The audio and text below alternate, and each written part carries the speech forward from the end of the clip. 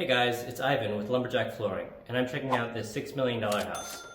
The floors here are absolutely stunning, but they do have some serious issues. This floor was probably installed in the summer when humidity was blowing like crazy off of Lake Michigan.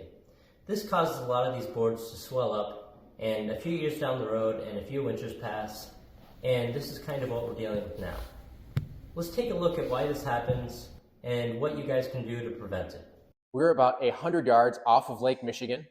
And although the view is breathtaking, there's a few things you should consider before installing your hardwood floors to prevent catastrophe. With any large body of water, there's going to be quite a bit of evaporation, especially in the summer months.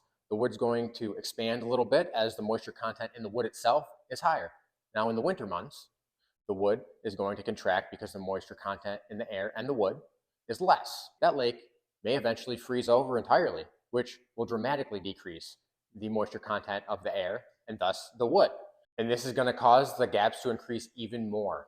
So there's a few things you can do to prevent these issues. We would recommend using a zip sheathing system when framing a house to keep moisture out, and then an excellent air conditioning system to keep humidity down during the winter months. We would recommend going with a floor that is 3 1/4 wide or narrower. That's going to be the most stable solid flooring option. If you're going wider than that, you're going to want to go with an engineered product.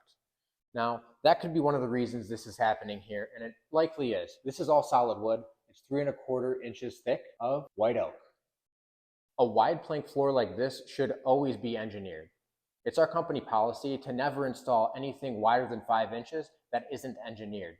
The reason for this is the plywood backing is just way more stable when you get up to those wider widths. Now, without that plywood backing, you're going to get gaps like this. And the reason we didn't fill this is because with these humidity changes, that filler is going to pop out and it's going to look worse. There's a few woods you'd want to avoid if you live next to a large body of water. They would be maple and hickory, and this is due to their susceptibility to moisture changes. There's a few different ways to mill lumber, and the most stable of all of them is rift and quartered. The reason for this is the way the grain is cut is it expands up and down rather than side to side. When refinishing a lakeside home, the process is essentially the same as any traditional refinish. The one thing you want to avoid is filling of the gaps in between the boards. This is likely going to pop out over time. If you found this information helpful and liked the video, please click that like button and subscribe.